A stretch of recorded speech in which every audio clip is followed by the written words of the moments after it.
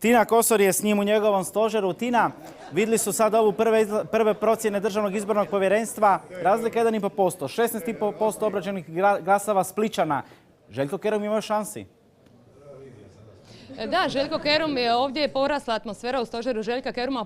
Pomno se prate ovi prvi rezultati i čini se da još ništa nije gotovo. Evo, gospodine Kerum, približili ste se drugom krugu, čini se.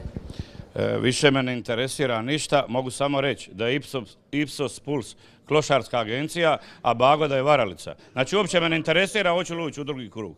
Jer ovo je katastrofa.